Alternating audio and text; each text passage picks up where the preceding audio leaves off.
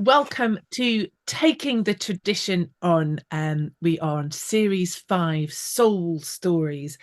In this series, I am inviting an eminent storyteller each month to share one of their soul stories, one of those stories that has become part of them, that has travelled with them over their journey and over their life as a storyteller. And I've got a very special guest for you tonight, as always.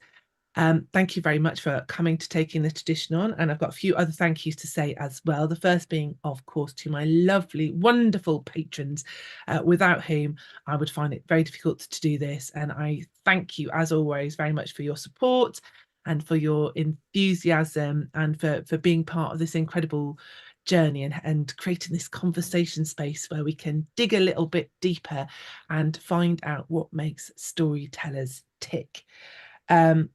Welcome to anybody watching on YouTube.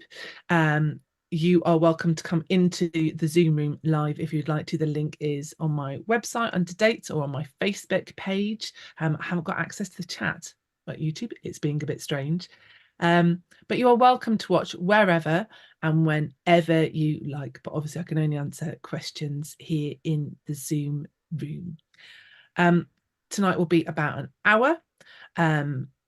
It's an Amy hour, so it might be a little bit more or a little bit less. And we're going to have a little bit of storytelling and then lots of conversation about the story. It's not quite a usual performance space, but much more of a conversation discussion space. And my guest tonight, I'm very excited. She is an author, she's a storyteller, she's an oral historian. She is the current chair of the Society for Storytelling for England and Wales. She's worked with a whole plethora of much loved British institutions, like the V&A, the British Library, the British Museum, the Royal Academy of Arts, and now, obviously, the pinnacle of her career. I would like you to welcome the marvellous Wendy Shearer. Hurrah! Whoop, whoop, whoop, whoop. Welcome to Taking the Tradition On, Wendy. How are you?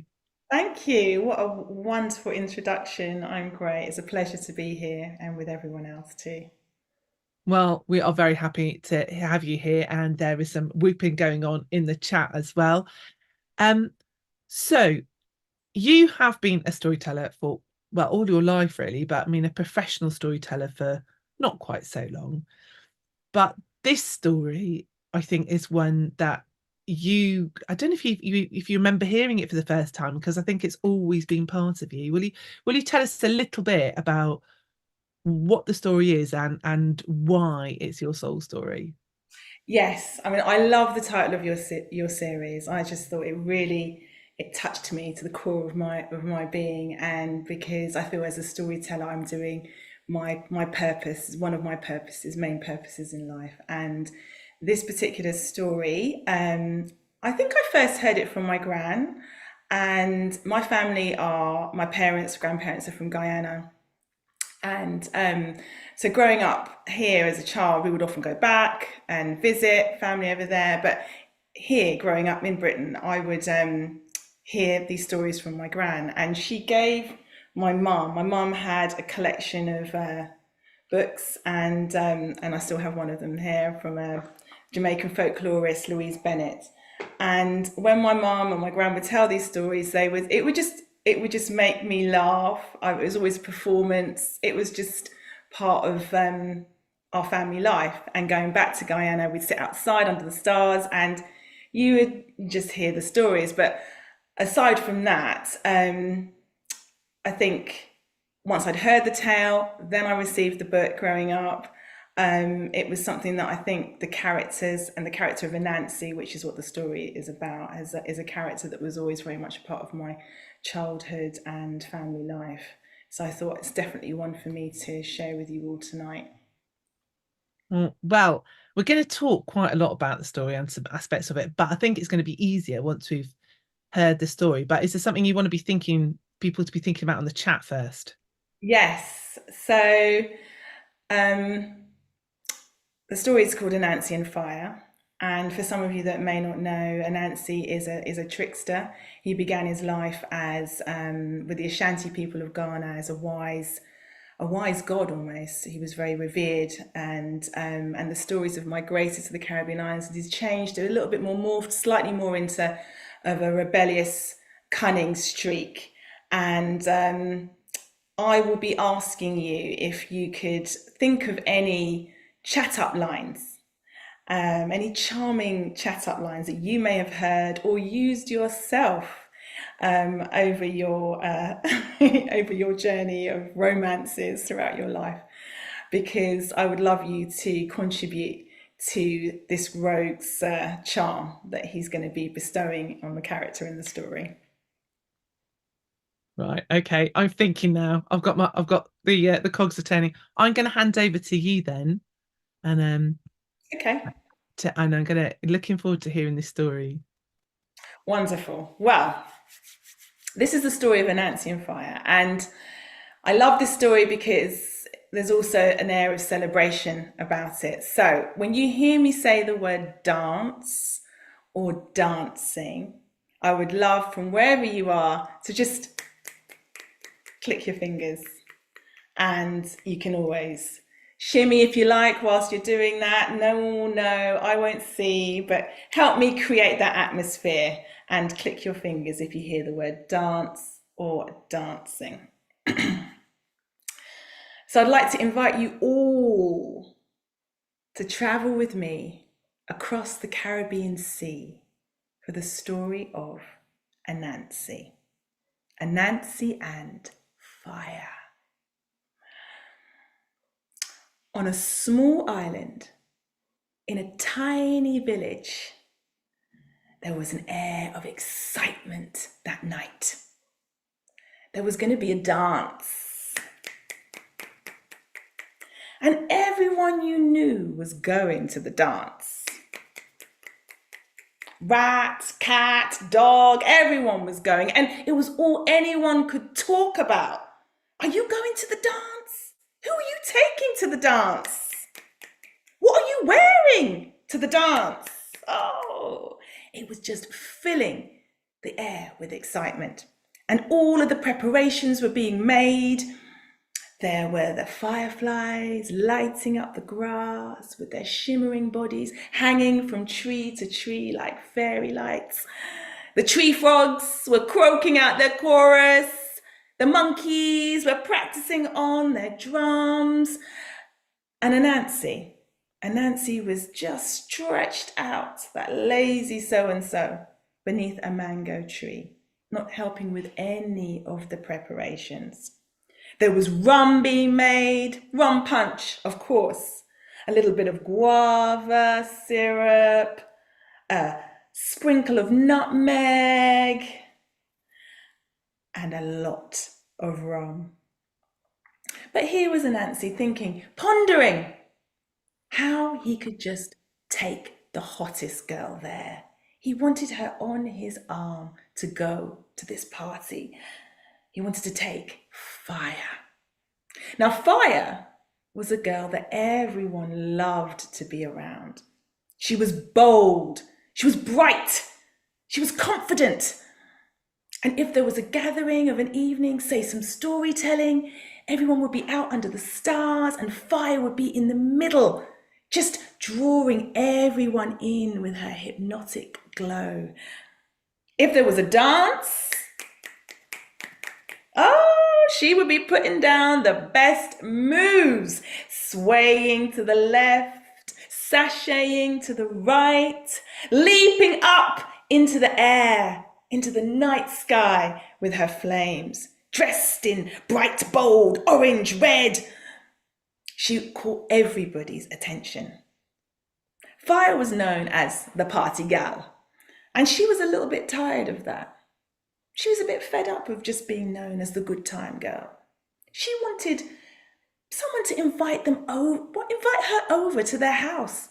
She had never been inside someone's house. And so she decided that she wasn't going to go to this party tonight. She was going to sit this one out and not tell a soul. Well, later that evening, Anansi finally eased himself off from under the tree and decided to go and search for fire. He set off across the cocoa fields and made his way towards the forest. And he bumped into one of his friends, Rat. I don't know if I should say friends. They were more like frenemies. Now, Rat is one of those distinguished looking fellows, always looking very dapper, and he was on his way to the party. He was dressed in apple green trousers with a crisp seam down the front, a deep ocean blue shirt, and a trilby hat, the colour of sunshine. And when Rat saw Anansi hustling across the field, he called out to him, "It's where you going so fast, in such a hurry?" And Anansi said, I can't stop. I'm on my way to find fire. The last time we met, there was a spark between us. Well, Rat just let out one big, hollow laugh. Anansi, she is too hot for you. The only thing you're going to get is burned. Well, this aggravated Anansi a little bit, but he paid Rat no mind. He liked a challenge. And so he set off into the mountainside. He climbed up, following the scent of the cinnamon trees. He passed the coffee plants and he made his way higher and higher until he finally found fire, nestled at the base of the flame tree. She was this tiny pale blue glow, surrounded by scarlet flowers that were just hanging, dangling over the branches. And when she saw Anansi, she was so relieved. She was feeling a little bit lonely, and she lit up. "Anansi, what brings you here?" she asked. And Anansi, he didn't want to get too close, a little bit too much heat. He thought he could just ooze some charm from a distance. So he tried to chat her up a bit. "Oh, you look so wonderful tonight, Fire. Well, let me hear your chat up lines. What could he tell her, everybody? What have we got? Have any come in? Let's see. He escaped. I'm going to put on my glasses to read this. Would you like a raisin? I like that. Would you like a raisin? Well, then, how about a date?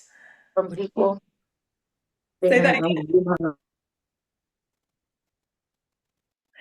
You're so sparkly, dear Fire. Oh, I love that one. I love that. What about, do you believe in love at first sight? Or shall I walk past again? I'm going to have to use some of these. You light up the room. Everyone else fades to nothing in your presence. Now, I'm wondering if some of you have heard these lines or used them yourself. They're brilliant.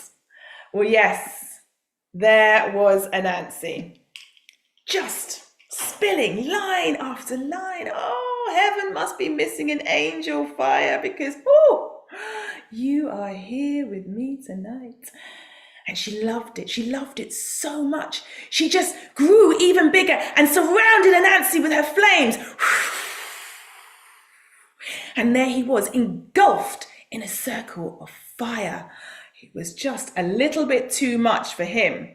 Calm down, he said. This is too close. She quickly lowered herself, pouted a little bit and turned her back. Just a cool, steely stare. "Why have you come if you don't even want to speak to me?" she said. "Can't even come anywhere near me." Well, he had to think quickly. He didn't want to upset her, and so he explained, "Oh, Fire, I would just like to take you to the dance." Well, imagine his disappointment when she said she wasn't interested in going. He had a real problem now. She said, "I will only go if you invite me to your house first. I think you need to woo me properly in your own home before I go hanging out in the forest with you." Well, what could he do? he had a dilemma. He'd love to have fire in his house. He'd love to be able to contain her, keep her all to himself, but he wasn't sure that he could manage it. And she knew that he'd only turned up to take her to that dance. So she decided she might teach him a lesson. Why don't you just set a trail of sand and I can burn safely on that? Set the trail all the way to your house, and then inside, just throw on a few sticks and twigs and rubbish, and I will just blaze quietly there for you. And Nancy thought this was a great idea. Yes, I'll do that. I will rush home now and prepare everything. And so that's what he did. He scampered back out, down the mountainside, back to his house. He even tidied up. He got the coquillea broom, started sweeping, dusting through all the cobwebs. He even put a lick of paint on the front of his wooden house. And he sat, waiting for his date with fire. Well, late that night, when the sea breeze blew in from the east, fire came down through the trees. She was this small blue flame, circling, darting in and out of the tamarind trees until she finally reached the edge of the village and she found the trail of sand. She lit up and she blazed her trail all the way past the houses. And as she was blowing and blowing, her flames were mingling with that sea breeze, and she was getting bigger and bigger and stronger and stronger. And all of the smells from the homes, the kitchens, were just filling her. Cowfoot stew, pumpkin soup. Oh, it was making her larger and larger and stronger and stronger. And as she came towards his house, she was huge in strength and size and getting more and more vexed. And Nancy saw this glow in the distance, and he peeped outside, and when he saw that Flame was no longer this tiny slither of a girl, but a huge, raw, raging fire, he was terrified. No, go back. It was too late. Fire burst in through that door, and Nancy just about had enough time to leap out through the back window and watch as this roaring, raging fire burnt his house down to the ground. "Am I hot enough for you now, Anansi?" she cried. There was nothing he could do. Everybody knew that from that day on, fire would always burn down a house if she was lit up inside. And everyone says, Anansi make it so. Pin bent, stepped on a pin bent, and that's the way the story went. Thank you, everyone.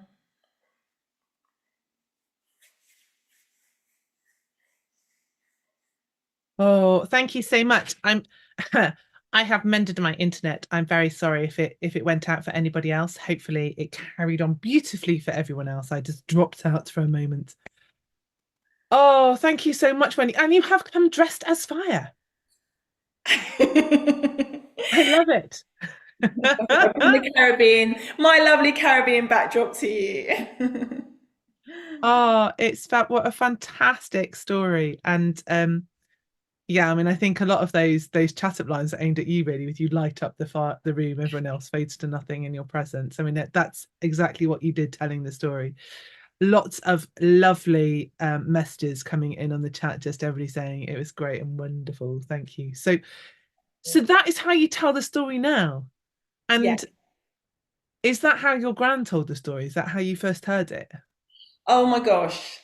It was even funnier, I think, because so the story I mean, they heard it themselves growing up, but they handed me the Louise Bennett's book, and it's her first book of Anansi Tales is written in Jamaican patois. So they would say it with their accents, and it's performed. It's such a physical thing to do, which I can only do in this tiny, tiny, small box. But yes, it's told in that exactly in that way, and either it can be told in a sense that she doesn't know that she's going to his house, and she thinks she's going to the party, but the trail leads her to his house and she realizes, and she just then, she's getting angry and angry. So it's kind of, a story about being a little bit duped. So either she knows that in advance, or she's just worked out that that's what he's going to do. And either way, he's going to get his comeuppance for trying to trick her. And I love that she's such a strong character, and I love Fire being feminine. Because in a lot of stories, Fire tends to be masculine if it's given a gender at all. And I loved because the way Fire moves is so beautiful, and she dances all of the time. It's just such a wonderful personification of her. Thank you. Yes, I know. I think that's probably why it's one of my favorites. I love to bring out female characters within my stories when I can, give them some visibility, a name, just amplify their voices. And this is one of the few tales, because in a lot of the stories they are male, strong characters. Even in the trickster tales, all of the animals are usually male, and she's not only got a strong character, but she actually dupes him. And so the trickster is getting tricked, and which is why when I think growing up, it was usually probably my mum or my gran or one of the cousins that would play it, and tease any males in the family that they were the foolish ones. Sally's saying, are there any stories for water, earth, or air? Yes, I think that a lot of Caribbean folk tales and poetry, there are these metaphorical stories. So all the elements are involved. John Agard has some lovely poetry about hurricanes and the rain. I don't know any of those off by heart, and also I think a lot of them have evolved from the African myths, which were mainly about creation stories and to do with the elements and our connection with nature and harmony. So I think it's a way to kind of keep that connection through with the Caribbean folklore. How different for you has it been, sort of taking that story that's been very much a family story? So I know that obviously it's sort of been out in the world and it was in Louise Bennett's book, but kind of, I suppose, taking it from that very safe and kind of very specific atmosphere where I'm guessing, kind of I can totally see the men going, okay, maybe it's time to I'll just go to the bathroom for this story. Of kind of how have you changed it? I mean, does it feel like it's changed, or did you kind of go to tell it and then go, oh, hang on, I need to change it for this audience a bit? Because it must be very different taking it out into a performance space rather than like, having fun in the kitchen.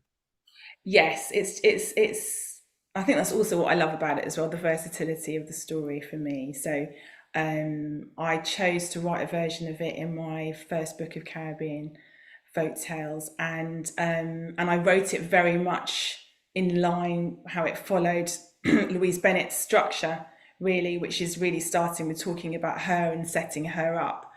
Whereas when I tell it, I really love to bring in just a sense of what I think is really key in Caribbean culture, and that sense of celebration, of the dance, of the party. There's always a party, there's always a dance, there's always something to celebrate. There is rum any hour of the day, whether you're here in Britain or you're on an island.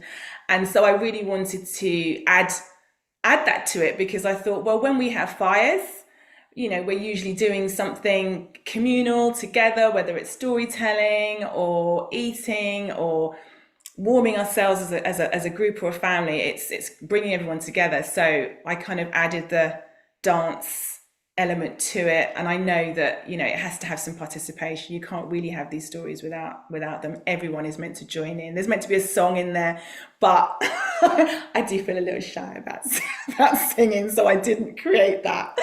There should be a rhyme. I'm saying should. I'm shoulding. I shouldn't should. If it's something one of my wonderful mentors told me don't do that, but there could be a rhyme, and then that kind of, I suppose, invites itself for other people to join in as well. So sometimes I would add that, so I can kind of bring in and take out what I feel I can get people to join in with. So it is one of your soul stories, and it's one of those ones that's traveled. So I'm guessing, was that when did you first start telling stories professionally? When did you think, oh, this isn't just something I can do at home, this is actually maybe what I want to do with my life? Yeah, so I can remember the moment.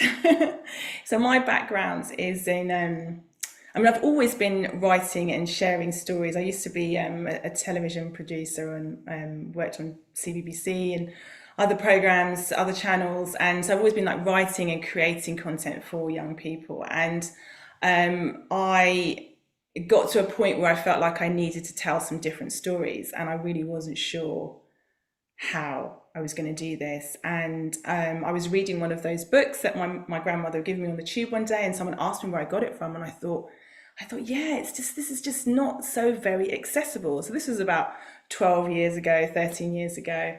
And I knew that I needed to find a way to tell some of these stories from my culture and heritage, and stories that aren't so easily found. And I saw a storyteller at the Eden Project, and I was in one of their wonderful Mediterranean biomes, and it was really hot and humid, and people were like falling asleep and getting really comfortable, and I was just thinking, oh, we could do this and we could do that, we could do this, we could do that, and I thought, you know what, Wendy, if you think it's so easy, why don't you go and give it a try? Give it a try.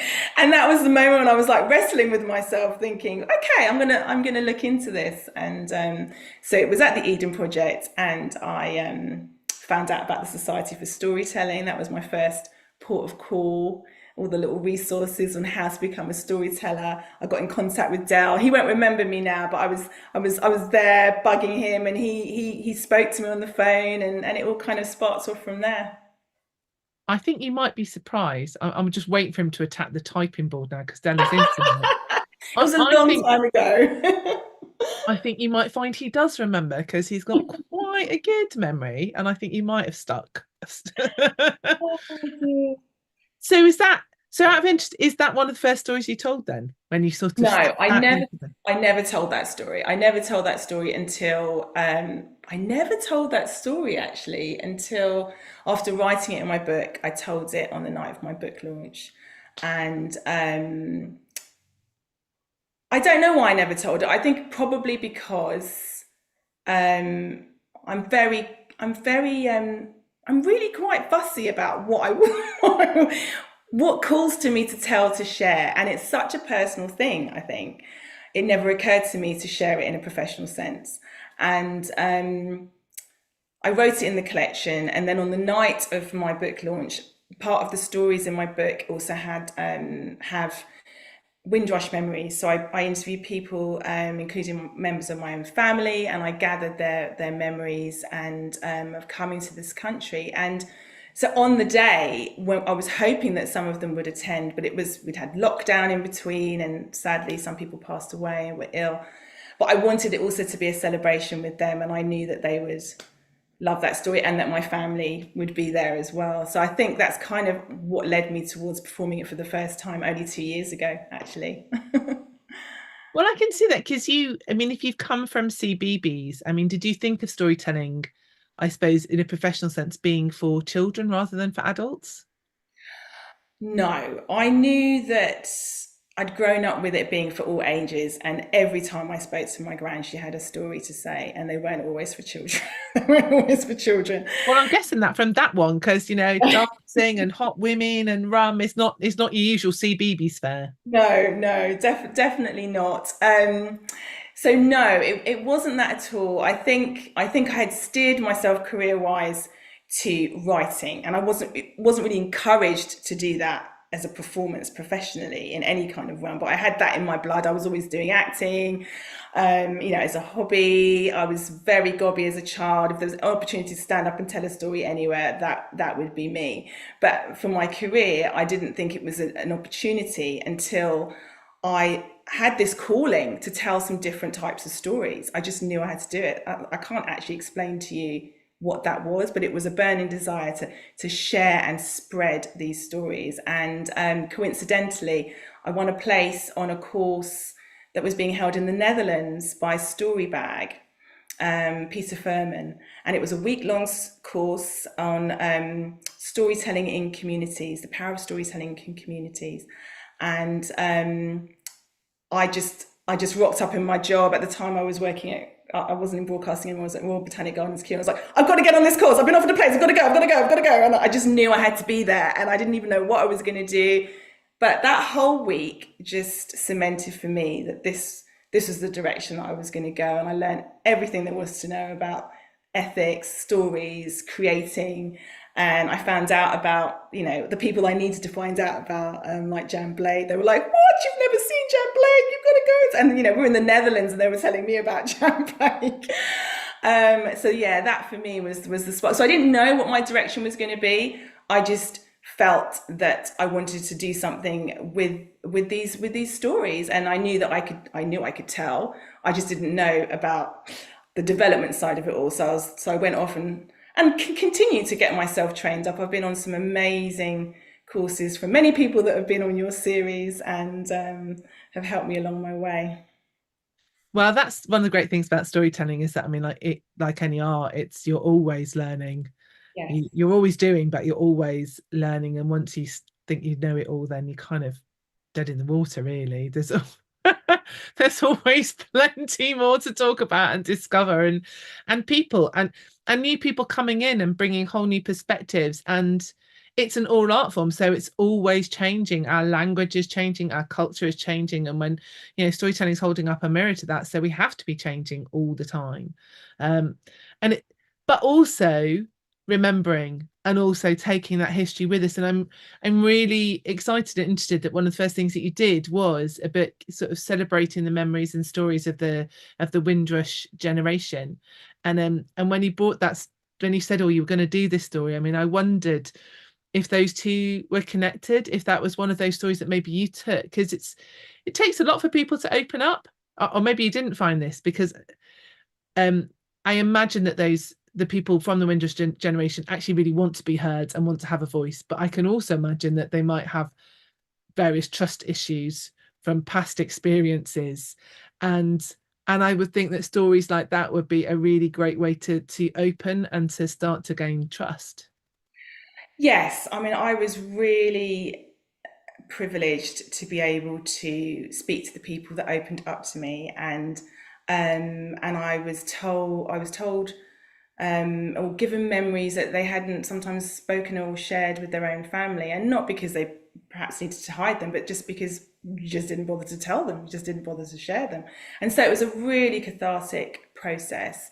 And even I learned things from my own mum that, no one had bothered to talk about. And I just was like, oh, how did I not know this? How did I know there was this separation of 2 years there and 2 years there before everyone finally came together? And they just said, oh, we just kind of got on with it. So I decided to have those memories alongside the folktales because it seemed essential, crucial to me to have their voices alongside the stories that I was inheriting and sharing and bringing. I felt that the two needed to come together, and every single person that I spoke to spoke about the importance and power of storytelling in their lives as children and adults. So it was an integral part of that whole process, I suppose, with me. And yes, I was able to receive some stories from them, some folklore sometimes, but yes, find out about their journeys. I probably should mention as well, I was speaking to people who came here when they were children.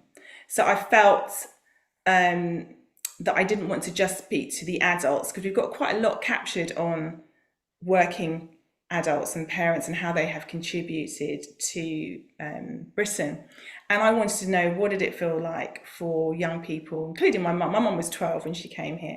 How did it feel leaving your friends and your family and your schools and coming here? What were your expectations? What did you feel? What stories did you bring? So their memories were of childhood and being a young person. And Rosamond Grant, Bernie Grant's sister.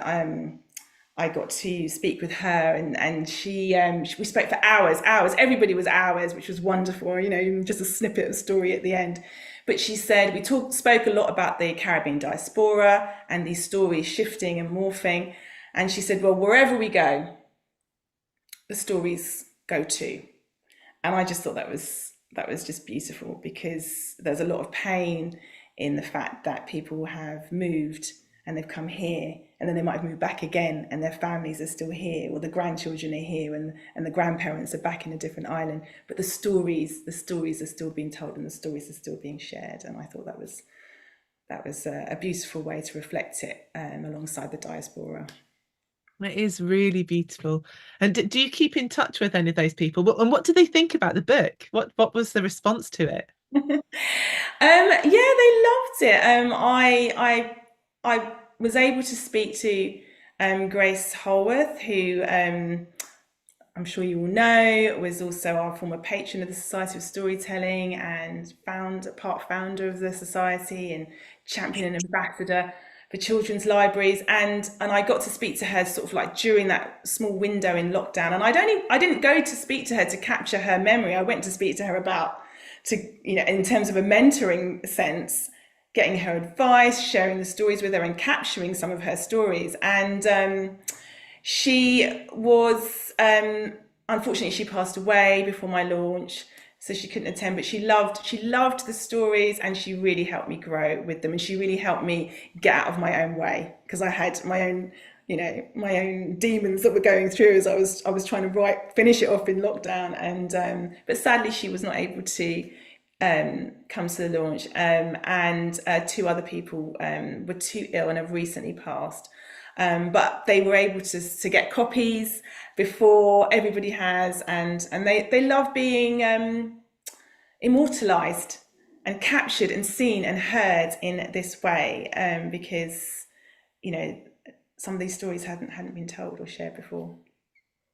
I think that's really beautiful, and I know that Grace would have loved that. And also I think it's a wonderful way of respecting your elders. I mean, I know Grace at that point was in supported living, and had once again had lost contact with a lot of people, and to be approached by somebody who knows what you've done in life and is coming to you as a mentor, when perhaps the people who are looking after you don't realize what amazing life you've had, I think is reaffirming. And she was still writing.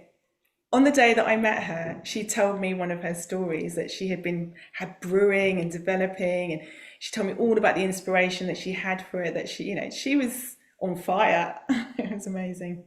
Well, yeah, I can see her being. I did have her slightly in my head when you were telling the story about fire, and I have to say I'm really jealous, because I had a date booked in to go and see her, and then lockdown happened. Yes. Gutted, yeah. But she was Pippa and Della saying Grace would be so proud of you, Wendy, and you're being chair of the SFS now, which she loved, and Grace Holworth was the first chair of the SFS, obviously. So she's quite a splendid woman, I have to say.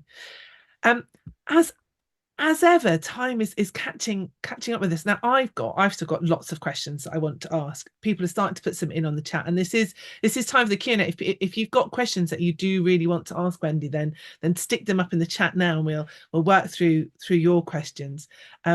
Sarah was asking, what is the name of your book? And I know the answer to this. I'm all prepared and everything. It's Caribbean Folktales, Stories from the Islands and the Windrush Generation, and it's got the most beautiful cover as well.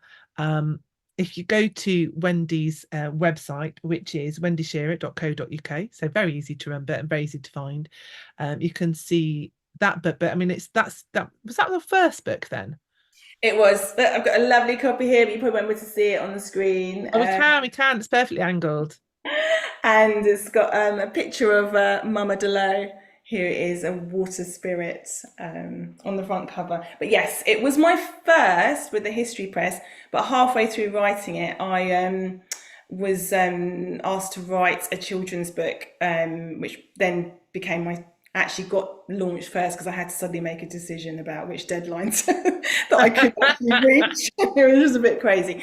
And that was a children's book of African and Caribbean folk tales, myths and legends. And there's, I mean, and you've been fairly prolific because there's 4 there now up on your website. So Yes, but only 3 have been completely written by me. The fourth, well, it was actually my second book. Was I'm one of 9 Black writers that contributed to this collection of bedtime stories, beautiful Black tales from the past. And I wrote a story in there about Mary C. Cole. And the premise behind that book is there are many, many people in there that feature in, we can say Black history. I prefer to say history because it's history of the African and Caribbean diaspora. It's all of our history. But there are figures in there from Roman times, Victorian times, all different timelines. And we wrote their stories as not a textbook, as many of these kind of profiles are written. So I was just one of 9 contributors for that. But the my third book was a collection of spooky stories from around the world, which was my last book that I just wrote. And they are myths and legends. Some of them urban myths and legends, and they're from every single continent. And it was phenomenal to be able to research and find stories about these different groups and cultures and bring them to life. there's lots of reading material for you to get stuck into there. Simone's asking, do you find elders hesitant to share stories like Anansi, or are they excited to share them? Oh, that's a really good question. Not hesitant to share stories about Anansi, perhaps hesitant to share stories of hardships and memories. So I'm doing more oral history capturing recently and working with other institutions to capture those true tales. And so I kind of have developed, ways of sort of like, getting to know people in a fairly short space of time so that they believe when I, share with them how I'm going to work in a very ethical and nurturing way to kind of capture and keep these stories. So the men, they were difficult to get the stories from. They were the ones that don't want to come into the story circle. And so I remember having to work quite hard to try and get some stories from guys. I don't know why that was. I don't know. I don't know. Do men, I don't know, maybe they find it easier to talk to other men and women find it easier to talk to other women. I don't know. Yeah, maybe, but yeah, even my own uncle, I asked him, I said, I need your story. I need your story of, when you came over here. He probably told me something in 5 minutes. And then his wife, my aunt, was like, yeah, but there's this happened and this happened and this happened and this happened. It's just very succinct. So yeah, I'm not quite sure, but everyone else has been quite open. I know it's an interesting thing about men as well, isn't it? I think maybe they just, I suppose to talk about it, you also have to think about it, and maybe Yes. they just maybe haven't done it as much. Maybe women do talk to each other a bit more. All of this is very generalized though, and it's hard to talk generalized because everybody's individuals, aren't they? But Yes. Yeah. yeah, because I've done quite a lot of oral history as well, and it's a strange thing, and everybody is completely individual, aren't they? But kind of I know that kind of the ethics of oral history haven't always been beautifully done in the past, and I think that there are people who've been burned in the past, and it is so important that you're talking about the ethics. It's so important to be very clear about how things are going to be used and to have all of the permissions and to take people on that whole journey with you rather than just take their memories and just whoop, and go. Absolutely. I when I first did the book, I've done a lot of training since then with the Oral History Society and the British Library, which has been fantastic. But when I was doing the book, speaking to men and women, sometimes after getting it all out, they'd say, "Oh, I don't think I want that in there." And I don't think, I don't think I want, I don't want to share that bit anymore. And I said, that's fine. It was really imperative that I upheld whatever their wishes were, even if they'd agreed to something beforehand, and then I'll check back with them afterwards, because there was some very personal and moving things, and so yes, I was really careful about that. Yeah, no, I appreciate that, and it's a whole. It was just really nice the way that you were talking about that. Actually, I'm just looking to see if there's any other other questions that have come up, and do feel free to put some more questions in the chat if you have some. With some comments as well. Marilyn saying it's great that you did that, as when you were talking about sort of interviewing the children, people who were children when they came over. As I don't think sometimes people ask the 12-year-olds what they felt like having to make friends in a sometimes less than welcoming country, both in weather and people, the experience. And as your mum said, they just got on with it. Yes, absolutely. There were so many similar themes of children just about to go off to secondary school. They'd won scholarships, including my mum. She mentioned this to us many times. And then you'd come to the UK and then be put at the bottom of the set because you just assumed to not know as much as anyone else, and have to fight your way out of that space. So that was quite a common theme. And sometimes people didn't come with all the right type of clothing. They came with the shorts and no coat after coming from a hot country, and then suddenly, oh my gosh, there's snow and deep fog, and childlike images of what that represented to them, which I thought was really fascinating to capture. Well, definitely. And imagine they've had to grow up really fast as well. Yes, I think leaving your friends behind, that's definitely a collective trauma that perhaps isn't really explored much, but you've got this sudden break, and making friends with, a completely different culture, a completely different country. It's different challenges from what their parents were going through. So yes, quite different. So Sarah, taking us back to Anansi and just asking about to know more about Anansi stories and what cultures Anansi stories come from and how old they are. Yes, so he is known as this half spider, half man trickster. And originally, the stories of Anansi come from the Ashanti people of Ghana, and they were brought over with the enslaved Africans who used him. He represents someone who is crafty enough to get out of any situation. He's clever enough to overcome the oppressor. So these stories have got a double layer. Is that the right way to say it? Yeah, 2 layers when telling them, because they would have been told about the people that were oppressing them. They would have been told about the masters that were there, and so these characters represent that experience, and obviously that's changed once the stories of Anansi have come to the Caribbean islands. He's kind of not seen as a god, and more of a rebellious, cunning rascal, and clearly that's just to reflect the culture and the times when the stories were being told. But that's really what he represents. So when I tell these stories to children, and in lots and lots of schools, I mean, there are lots of sort of young stories about Anansi on YouTube and things like that, but I'm always really deliberate about explaining, just in those few words, where he comes from, how important he is, and what he actually represents to the people, and why these stories were told, and that the trick is telling them without anyone knowing who you're actually talking about whilst you're telling them, and children love that idea. Does it change how they feel about spiders? It does. So that's a really good question, because yes, young children, including myself, are like, oh, there's a spider. And so I've got this portrait that I had done years ago, and I take it with me sometimes to schools, and I'd really be thinking about, how's this going to go down?